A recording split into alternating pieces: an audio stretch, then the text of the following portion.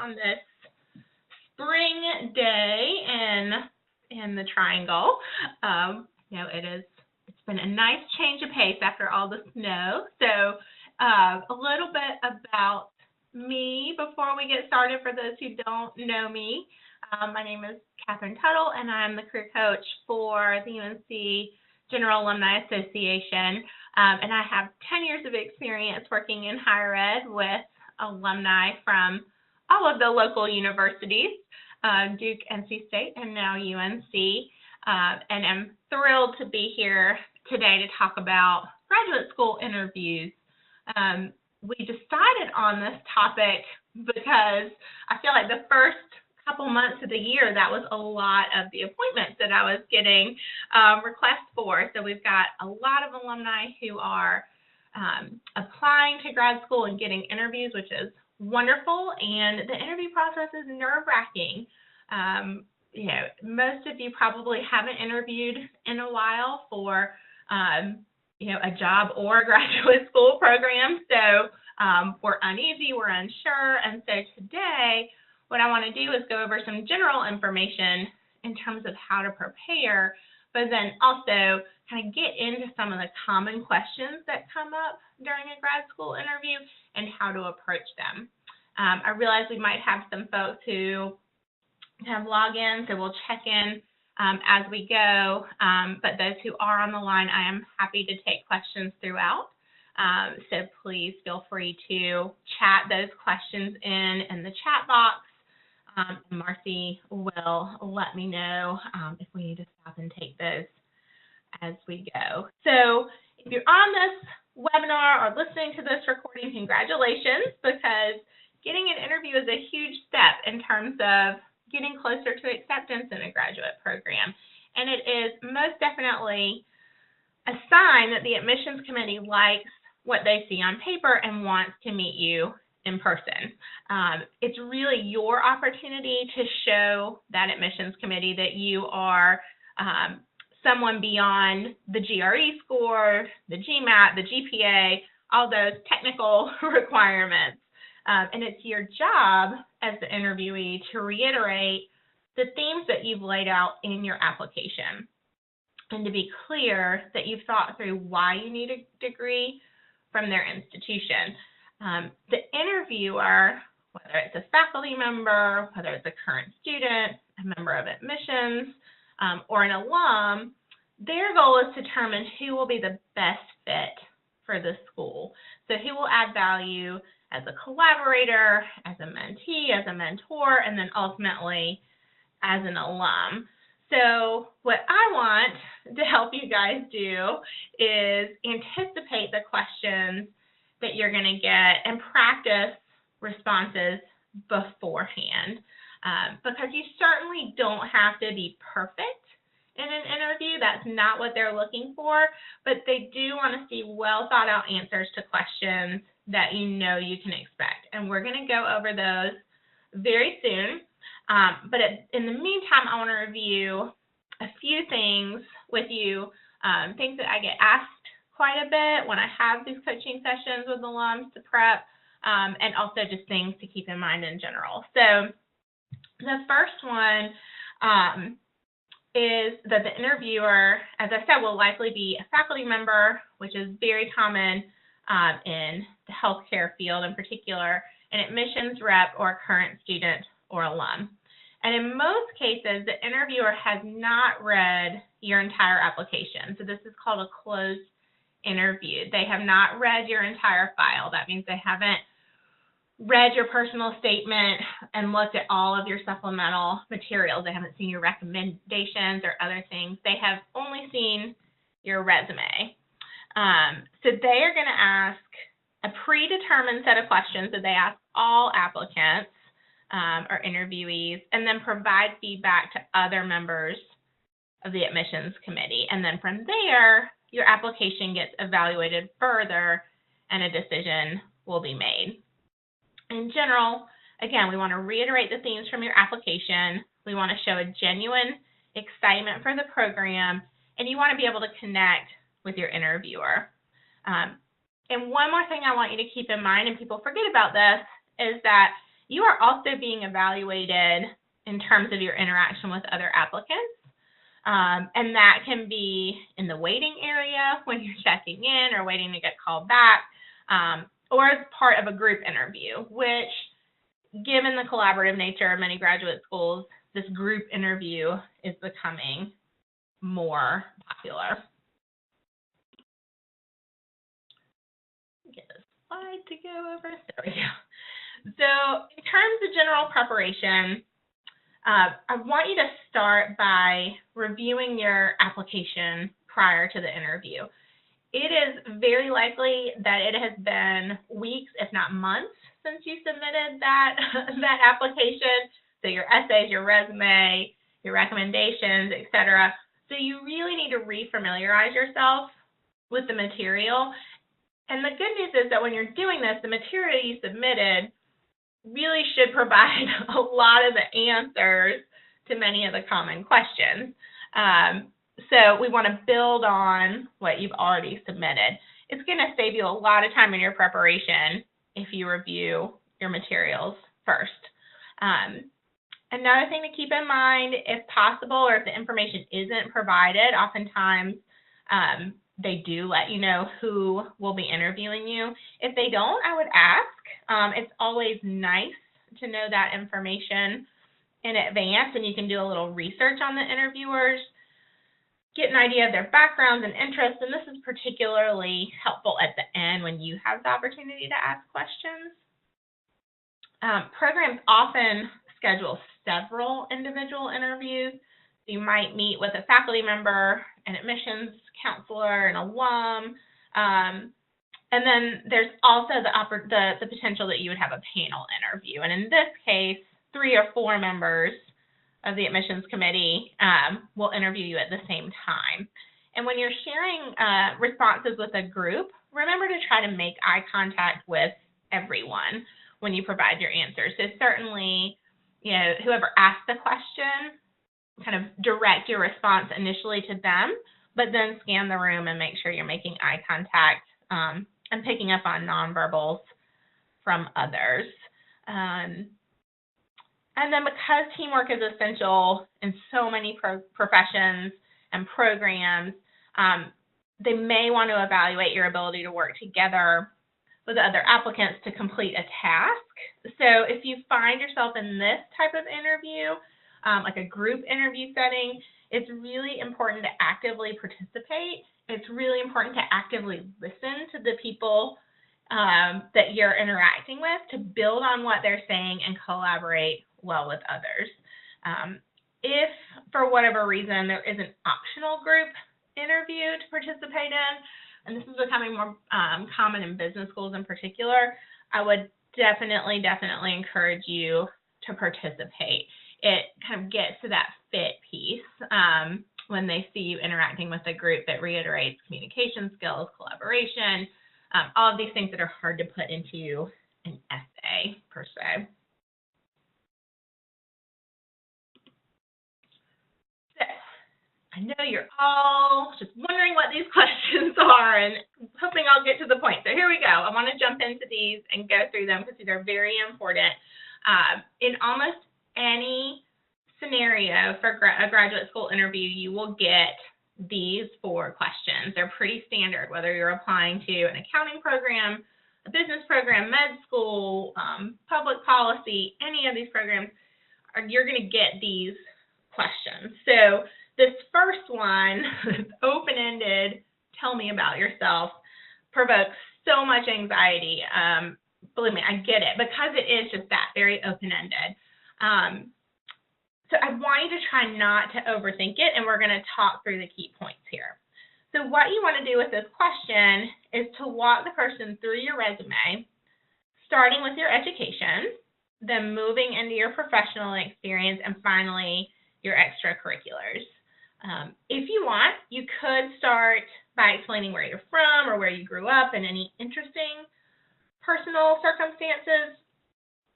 I wouldn't spend too much time here, but if there is a key theme that emerged early in your life, you could address that here if it's linked to your graduate school or career pursuits.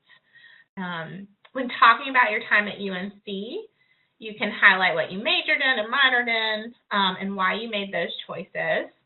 In the professional section, you don't have to talk through every bullet on your resume, but pick the highlights in terms of showing progression and explaining any transitions. So why did you leave one job for another, for example, if you've been working for some time, and how did each role build on the other? And then what were the major accomplishments within each role? So again, I don't want you to actually walk them through your resume in terms of reading every bullet to them, but I want you to explain the progression and the transition and kind of the overall accomplishments in each role. And then we typically close by talking about extracurriculars, but everything that you say should build towards this idea that your life has naturally led you to apply to graduate school. If you've been, so getting to the extracurriculars, let's say you've been volunteering as a medical scribe, what have you learned or been exposed to in that role? Or how did this reiterate your decision to become an ER physician? Your answer should be concise, and it should demonstrate your ability to synthesize and structure your thoughts without rambling. Why are you interested in pursuing this degree? That is also a very important question here. Basically, what we're doing here is we're reiterating or restating what you wrote in your personal statement. So again, if you've reviewed that, we want to keep going with the themes you've put forth, but we want to go deeper and broader. So by deeper, I mean explaining in more detail those factors and motivators that you mentioned in your essay that have led you to this point. And then by broader, I mean all of the things that you couldn't fit in the statement. Typically, that statement has a word count or a page limit. There's a lot you have to get in, so you can elaborate here when you're talking to someone. And a good answer would show depth and breadth, and then convey your excitement for the field. Typically, this question is followed with your short and long-term career goals, which again, you probably wrote about in your application, whether it was in your personal statement or supplemental materials. And this question often causes some anxiety, even if you have written about it in general in your application. I recognize as somebody who preps a lot of people for interviews that you really might not have a clue what you want to do when you graduate. But it is so important to have a preliminary and concrete idea of what you might do. You need to be clear about the skills and experience that you bring to the table, then the skills that you will gain through the program, and then finally, where do you see yourself applying them? Now, this may change once you're in school. Believe me, I tell people this all the time. Nobody is going to follow you around with your grad school application saying, no, you said you were going to go do this, now go do this. Nobody's following you around with a transcript of your interview. But they need to know that you've done enough research and prep that you have a compass to follow if your path then goes in a different direction. So perhaps you want to become a professor, or you want to use your graduate degree to conduct advanced research. Whatever the case, you need to sketch out your plans and make it clear how that degree is a stepping stone to this trajectory. It's okay to have more than one career goal. I get this a lot. Plan A, Plan B, that actually makes a lot of sense. That's actually a question that's becoming more popular in applications because people know that things change. So you can have two, you can mention two options as long as there's a common theme, as long as there's some synergy between the two. That's totally fine. But they need to make sense. We don't want to say, I might do finance or I might do marketing, right? Those are two very different paths, but you might look at marketing and general management. as long as you can explain what the common themes are and how they relate to the skills that you bring to the table. And then finally, why our school? In my opinion, this is probably the most important question that you get. People really want students that want to be there. Admissions committees want to see a connection to the school and that this is a purposeful choice on your part. So you can discuss faculty, facilities, theoretical approach, course offerings, job placement, location. There could be a million reasons that you want to apply to that school. All those reasons need to demonstrate a deliberate choice on your part. So I typically recommend that you pick 3 key points about the school that relate to the culture, the curriculum, and your career goals. If you've talked to current students or alumni, mention them. That's perfectly fine. And be specific. Don't just say that the core curriculum lays a strong foundation that you can build on with, all of the electives that are offered. Instead, mention specific courses that will build on your existing knowledge base, and then pick specific electives that relate to your short and long-term career goals. And if this school is your number one choice, say it. I want you to be upfront and show that enthusiasm. Let them know this is where you want to be. Marcy, do we have any questions so far? No, so far. Oh, 1 second. Let me just double check. No questions so far. Okay, perfect. Well, we will have time at the end. I will keep going. If I can change this slide. Wait, hold on. The back one. Having trouble with this. Okay. The personal questions. Oftentimes, these personal questions are a great way for you to connect with the interviewer. A very common question is, what do you do outside of school and work? No right or wrong answer here. Again, I don't want you to overanalyze it, but you could talk about any volunteer work that you do and why it's meaningful to you personally and professionally. Again, the key in graduate school interviews really is being specific. Oftentimes we stay way too high level. So for example, if you volunteer at a STEM camp for girls, tell me why you do it. Maybe you had a mentor or a role model early on, and you want to pay it forward, or maybe you're passionate about science and just love the look on the kid's face when they get a concept. No matter what it is, I need you to tell me why you're doing it. In terms of what you've read, if the interviewer is a faculty member, it's probably a good idea to stick to something professional and not kind of talk about the latest New York Times bestseller. Faculty specifically are interested in establishing your intellectual quality and curiosity. So ideally, you're going to mention books or academic journals that are focused on the field to which you're applying. This is showing an interest, and it's indicative that this is something beyond just a degree. It's something you're passionate about. You can certainly mention wider reading to round you out as a person, but to start with, I really want you to stay close to your discipline, particularly if your graduate program is research intensive. I would say this is probably the best strategy whether your interviewer is a student, an admissions committee member, or a faculty member. How do you handle stress? Very common, specifically in medical school interviews. Obviously a very stressful and demanding path that you'll be going down. So they want to know that you have an outlet. No right or wrong answer here, but again, specificity is key. So an example might be to say, I know that in order to keep a balanced lifestyle, I have to attend to my health. So I'm a volleyball player. I play 3 to 4 times a week in a pickup league.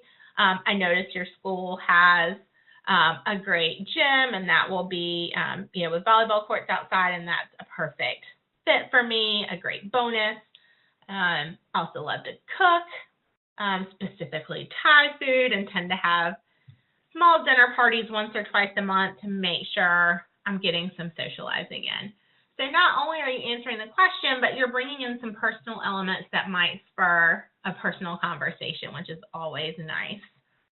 And in terms of your greatest accomplishment, this can be personal or professional, but I want for you to be clear why it's meaningful to you, no matter which direction you go. So it's really nice to showcase setting a goal and reaching it. So perhaps you climb the highest peak in the U.S. If you did, what did you learn about yourself through the experience? Did you raise a ton of money for a charity? If so, why did you do it? Maybe you overcame your fear of public speaking and delivered a presentation in front of a board.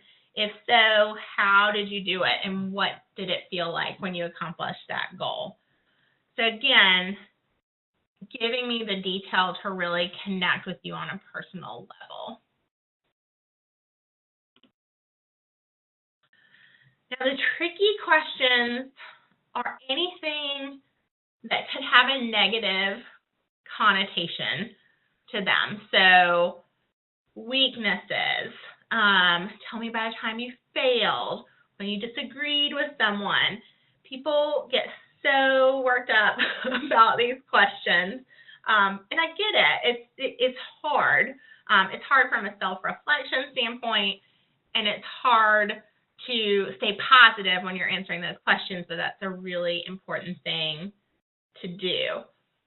Strengths and weaknesses. I mean, the strength piece, people kind of get that and typically have a good ability to pick 2 or 3 things that they're really good at, or areas that they're strong in academically.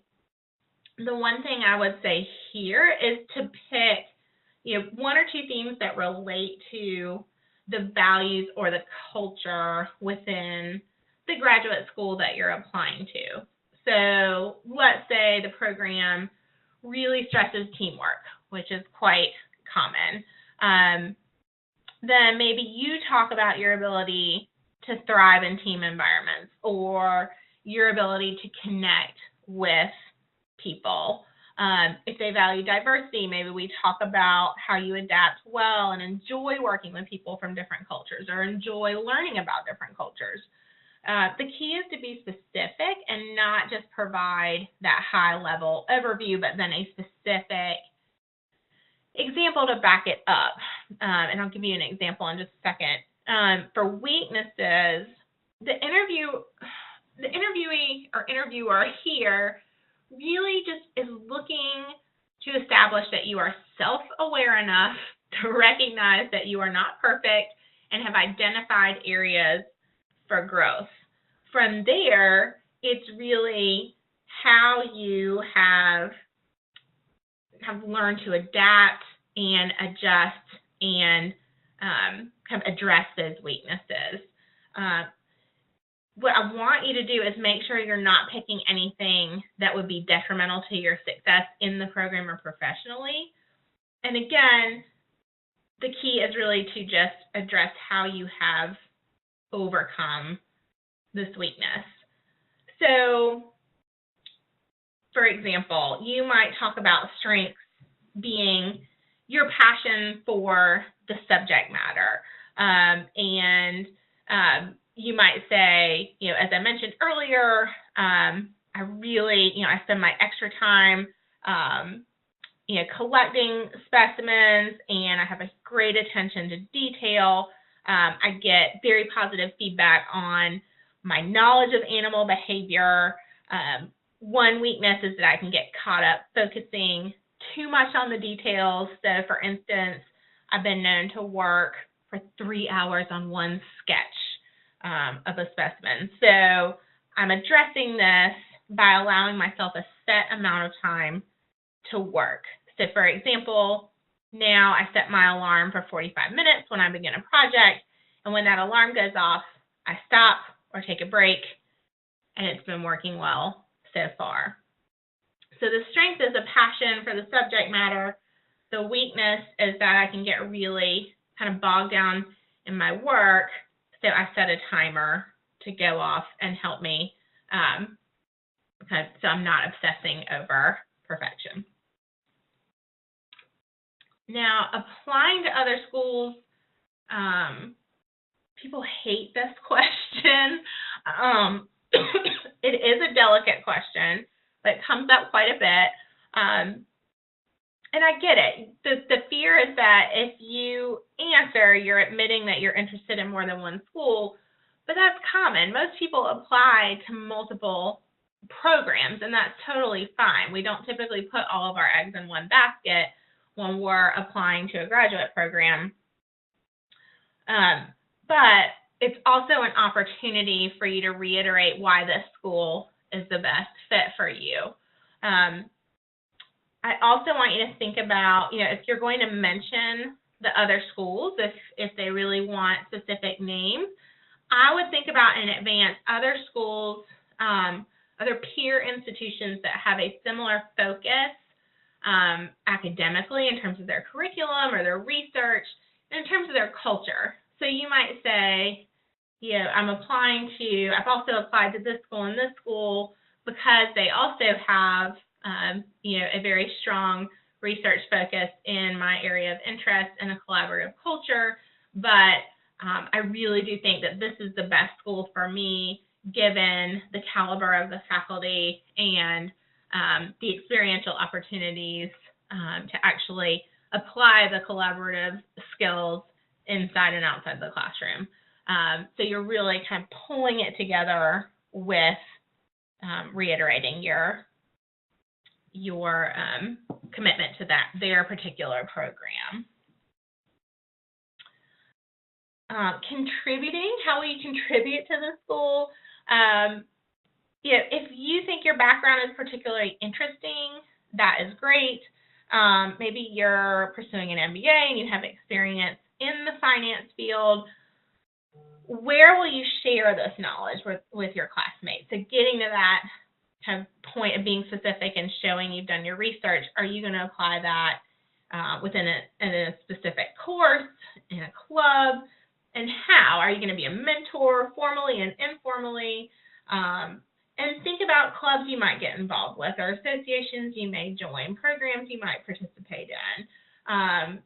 For example, I was just doing a mock interview with an alum the other night who's interviewing for med school this week, and she was talking about a service learning project that she was interested in, and so she was going to contribute that way by getting involved there. So taking that a step further, we talked about why. Why is that meaningful to her, and how is her past experience going to make her a good fit or add value? So in her case, we talked about leveraging her history of volunteer work and mentoring girls and women from underprivileged backgrounds, as well as experience participating in mission trips abroad, not only to connect with those that she would be serving through this service project, but also helping her classmates, sharing her experience with them to make them more successful and more prepared to connect with the people they'd be working with. Tell me about a time you failed. People hate this question too. Okay, the tricky questions really aren't fun to practice, but they're some of the most important to practice. The key here isn't that you failed. It's how you responded and what you learned from the situation. So that response and learning should be 60 to 70% of what you're talking about in this question. Maybe you early on in your undergraduate career failed a course, or maybe you got a really bad grade on a team project. That's fine. We all make mistakes at 18, but what did you learn from it? Maybe you learned that the importance of communication, and that as a group, it's really important to sit down at the beginning of a project to understand different roles and deadlines, and then checking in with people regularly so that you're not pushed at the end. Maybe you learned that you really have to build time into your schedule to make sure that you have the time to study and not be distracted by all the social things going on. Again, everybody has an experience where the outcome was not what they desired. It's what we learn from that experience that's important. And it's similar with this question about a disagreement with a teammate. It's really more about how you handle conflict and what you learn from that. So last week I was prepping someone for an MBA interview, and we talked through the situation of how her boss at one point gave a really harsh criticism to one of her staff on her team, and she disagreed with the boss's reaction. She thought it was too harsh. So explaining the situation further, this was in response to a project that her staff member was asked to take on when she was on vacation. So this person wasn't really sure what her boss had asked the staff member to do. So she sat down with her staff member and then her boss to get both sides of the story. And in doing that, she was able to pinpoint that area where the communication went off track, and she shared this with her boss. So she took the initiative to do some fact finding and then have a really uncomfortable conversation. I think that's what this question is getting at. Are you able to confront difficult situations in a way that moves things forward and solves the problem? So when she was able to sit down with her boss and present what she found in a logical way, she was able to have this very difficult conversation. The boss then understood kind of where the communication had gone awry. She understood that she had a point in it, and she apologized to the staff member.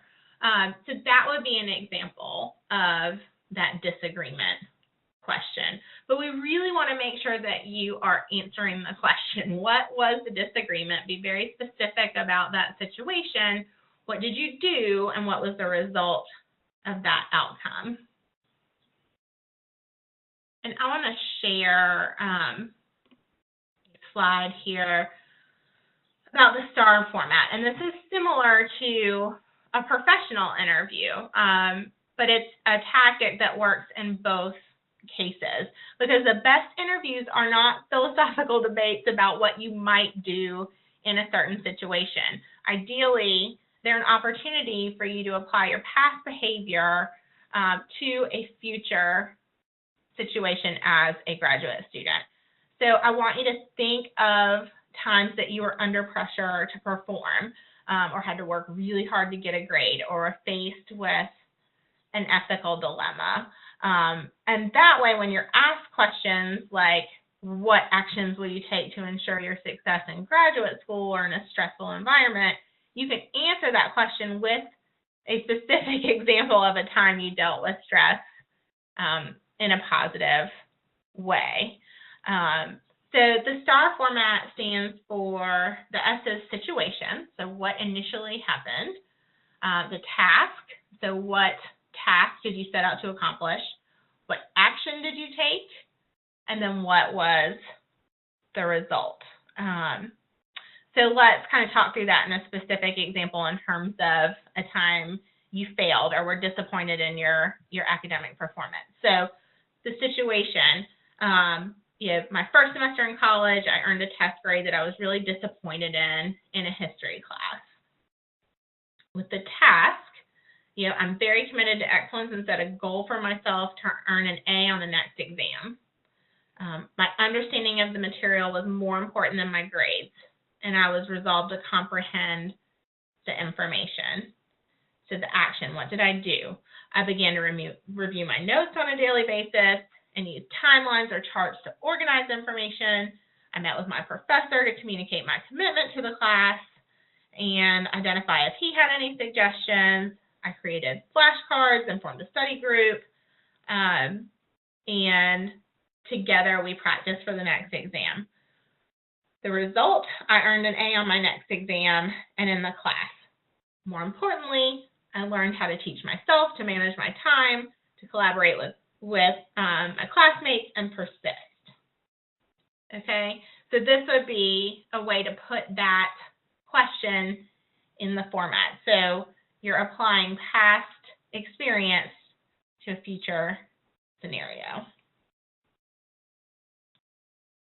Going off of that example, we often do get questions about our academic experience. And the interviewer here is trying to determine, one, a consistent interest in terms of your area of study, as well as your ability to handle the type of work or the course load that comes along with this particular academic program. So, for example, if you're applying for a research-heavy program, if you're asked, what coursework did you enjoy most, you might want to highlight research courses. If you're pursuing an MBA, maybe you talk about econ and how it really opened your eyes to the business world.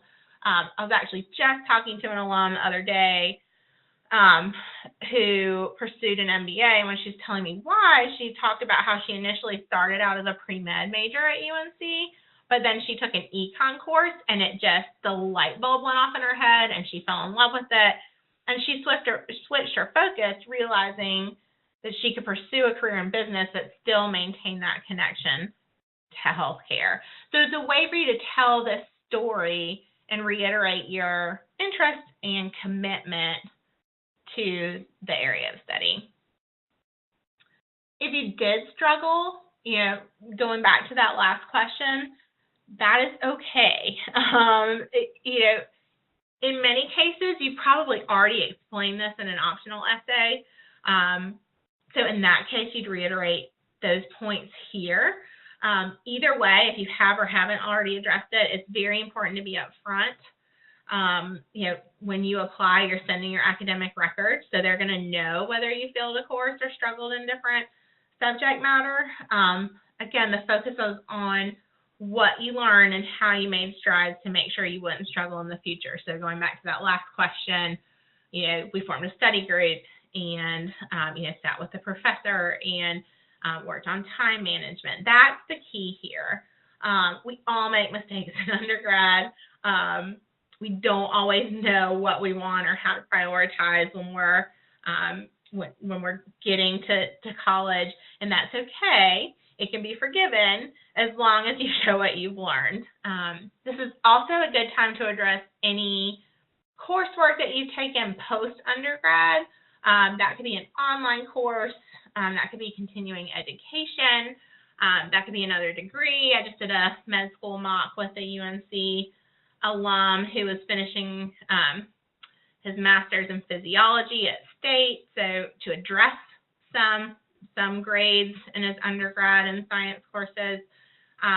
So this would be an opportunity to talk about why you're pursuing that additional education and your ability to do well. So if you've taken those courses and gotten A's, we could talk about what you learned there. In terms of project and research, again, this is linking specific subject matter or skills that relate to your future study. It's also a great opportunity to highlight transferable skills like leadership, collaboration, problem solving. And in terms of the research specifically, most professors are looking for a response that not only highlights those technical research skills, but also your understanding of the hypothesis and the scientific process as a whole. So we don't want to get bogged down in all the technical things. They can certainly ask you questions about that, but talking about the entire research project and how you worked your way through it. And I have just 2 more slides, so if people have questions, feel free to start chatting them in. I know Marcy will flag me down if something comes up. In the meantime, we will go on to industry trends. So another common area of focus, the more you know about your field of study, the more you can demonstrate this passion. So this is a great way to kind of show your knowledge and, again, reiterate your interest. So I really encourage people who are prepping for an interview to review the latest news and research in their chosen field, as well as the research coming out of the graduate program for which they're applying. Doing this research can really help you identify current policy or social issues, ethical dilemmas, and hot topics that you may be asked about during the interview. It'll also help you avoid obvious topics or landmines that you might not want to step on. If you're interviewing for med school, for example, you want to brush up on the Affordable Care Act, as well as other hot topics like electronic health records, access to care. The ACA is a very common question in med school interviews, and people oftentimes get tripped up by this question. So what do you think are the pros and cons of the Affordable Care Act, or what is the biggest issue associated with the implementation of the ACA? Really delving into that. If you're going into business, you could read The Economist, The Wall Street Journal, or publications that are specific to your area of interest, finance, marketing, etc. And I mentioned, in the very beginning, doing some research on your interviewer.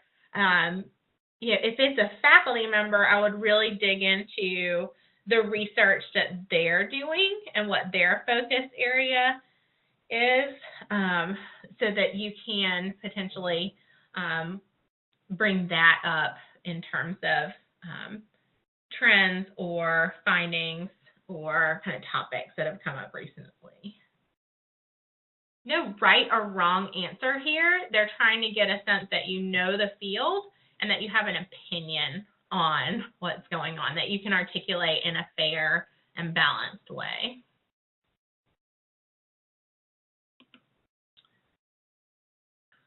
And then finally, we have the ethical questions. Again, these kind of strike fear into the hearts of everyone who's going into an interview.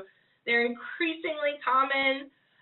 It's always been a huge part of interviews in the healthcare field, across specific areas of focus, whether it's medicine, dentistry, pharmacy, etc. But they're now expanding into other areas, so including business school, accounting programs, and other disciplines. So I would encourage you in prepping for an interview to look back on your experience in undergrad and in your professional career, if you have work experience, and try to think of one or two star stories where you faced an ethical dilemma.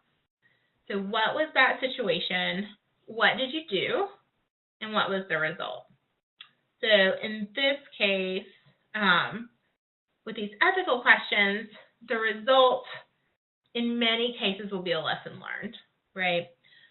If you can't think of anything, then I would encourage you to think through scenarios and your response to those scenarios. So if you saw someone cheating on an exam, what would you do? And be specific, right? Would you confront them? Would you turn them in? With these questions, you really want to explain your thought process thoroughly. So with that first question, obviously, somebody coming in drunk or hungover puts patient at risk. So if you are drunk, your cognitive ability is impaired, you may miss a diagnosis or harm a patient unintentionally or in another way. So would you confront the fellow resident? So that's one. You would establish that situation, right? Why is this an ethical dilemma? Then what action would you take? Would you confront the resident and talk about what's going on and offer to be a resource to that person or connect that person with resources? Would you help them seek help? Would you give that person time to turn themselves in Do you think they need to turn themselves in? Why or why not? Do you go directly to the supervisor? In these cases, it's less about having like a 100% correct answer, and it's more about showing your knowledge of the ethical guidelines associated with your profession, and walking me through that thought process. So, if you're going to medical school or if you're applying for medical school, reviewing the medical code of ethics would be helpful. You could reference that and why this is an ethical dilemma or how you would handle it. Lawyers, social workers, and lots of other professions have similar guidelines. So look that up and make yourself aware of those in case you get a question like this. And then finally, questions for the interviewer. There is always time at the end for questions, and you want to go in prepared for that. There's nothing worse than saying, no, I think I'm good, no questions on my end, right? But the questions will differ depending on the interviewer, so whether it's faculty, staff, student, alum. And again, for me here, the best thing you can do is show a genuine interest in this person, in their experience, and the school or program. People like to talk about themselves. So ask them questions about their experience with the program. So if it's a staff member, maybe you ask them, what do you think has changed about the culture of the school since you started? Or what would you say is your favorite thing about working here? I'm excited to move to Milwaukee. Tell me more about the city. Where should I go to eat, right? What are the best restaurants? Something that shows an interest in their opinion. If it's a faculty member, what drew you to the institution? Or I understand your research centers around HIV prevention, and in your latest article, you mentioned 3 main factors, including XYZ. I would love to hear more about the methods used in your research and what you found most meaningful in the data. Or how would you describe students who are most successful in your classroom? So again, you can take this in a lot of different directions, but showing that you care about their experience will build that human connection. If it's a student or an alum, why did you choose this school? What's been your most memorable experience so far? Or what was your most memorable experience when you were on campus? What advice do you have for me in terms of how to best prepare for graduate school? We want to avoid the really tactical questions, what's next in the process or that kind of thing, and really engage them in a conversation and hopefully find a personal connection. Oftentimes, this is where we can go into more of a conversation about a personal interest or, about the city that the school's in or whatever the case may be, and that's a good thing. And then, of course, I want you to send a thank you note to everybody that you talk to. If you interview with multiple people, then individual people should get their own thank you note. And if you can, if you're not taking notes throughout the interview, maybe when you're done, you sit down immediately and write some notes about the conversation so you don't forget, or something that person said that was particularly meaningful, and reference that. Be specific. So thank you so much for taking the time to interview me. I really enjoyed talking with you. I particularly liked hearing about your experience with this service project. Volunteerism is very important to me, and I really appreciate that the school has that area of focus and that students want to give back to the community. Something like that can go a long way in terms of, again, reiterating your knowledge of the program and your fit within the program. So that is all I have. I am going to leave some time for questions here. We've got 10 minutes if anybody has anything. In the meantime, I will put up this slide here about scheduling a session. If you have an upcoming interview for graduate school, I'd love to help you prep. It's a fun way to spend an hour, and it typically helps boost your confidence going into that important interview. So I'll have questions specific to your area of study, and we can spend an hour in a mock session where I ask you those questions and give you feedback on your responses. So if you're interested in that, you can send an email to Marcy. And in the meantime, if there are questions, I'm happy to take them now. If you have questions, you can type them in the chat box or just type you have a question, and I'll easily unmute you so that your question can be heard live. So either or is fine.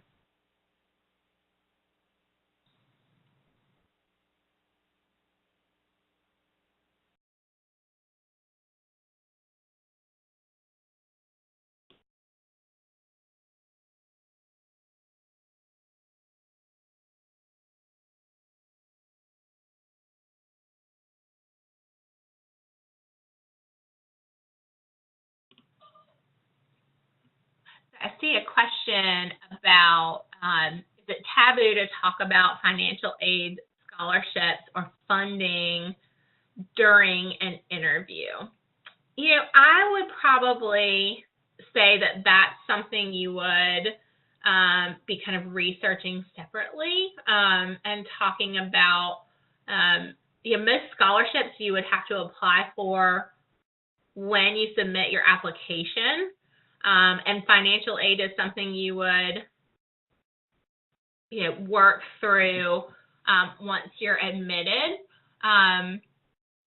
So that is probably something I would follow up with after, if it's a financial aid question, to see if you could set up a conversation with somebody separately. Oftentimes, if it's like an interview day, there is an opportunity to sit with somebody from financial aid, but the chances of your interviewer knowing about, in detail the financial aid process or scholarships is probably slim to none. So I think you'd be wasting time within the interview when you could be asking questions more related to the program and then follow up on this later.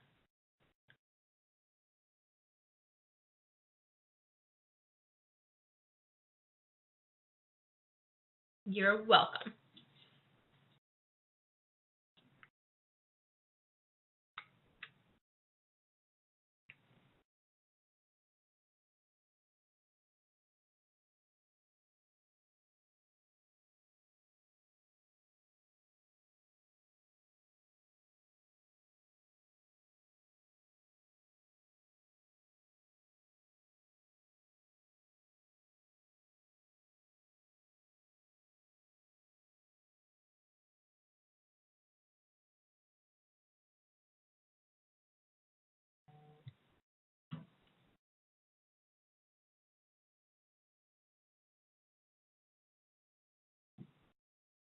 Marcy, I'm happy to stay on, or if people are kind of typing in, but in the meantime, just want to say thank you to those that joined, and I hope this was helpful. And again, if you would like to schedule a session, I'd love to do that 1 hour prep with you. It's a great way to use your complimentary session for the year. Thank you so much, Catherine. I think we probably have gotten all of the questions we're going to get today. So we're going to wrap a few minutes early and give everybody 5 minutes back of your time.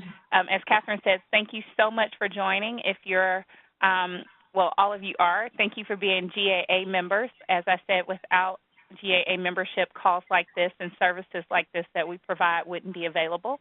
If you'd like to listen to any portion of this again or review it for later, it should be on our website early next week, so you can go there and see this webinar and several other of the webinars that Catherine's done for us and that we've recorded. So otherwise, I hope everyone has a great day. Go ahead, Catherine. What were you going to say? We got one more question about group interviews. Perfect. Go ahead. No, I'm happy to address group interviews. That's definitely become more common, and it is nerve-wracking. I think the key here is that you want to make sure that you have a balanced interaction with people in your group. Again, they're looking for people who can work well on a team, who can listen to other people, but who can also get their point across. You do not have to agree with everything. Oftentimes they will kind of have you debate a topic. You do not have to agree with the person, but you want to show that you're able to kind of empathize with somebody's point, and either politely put forth your opinion or build on that opinion if you agree. So it's a delicate balance of listening, but not letting other people overtake the situation. You need to be able to both listen and talk. And it's always nice to kind of acknowledge the other people, if you can, acknowledge them by name, right? So, Jane, that was a great point about XYZ. I'd like to build on that and maybe counter one part of your argument. What would you think about this, right? So little things like using people's first name, reiterating or synthesizing their point, and then building on it or asking a question are nice touches that will show that you have that ability to work well in a team. Hope that is helpful.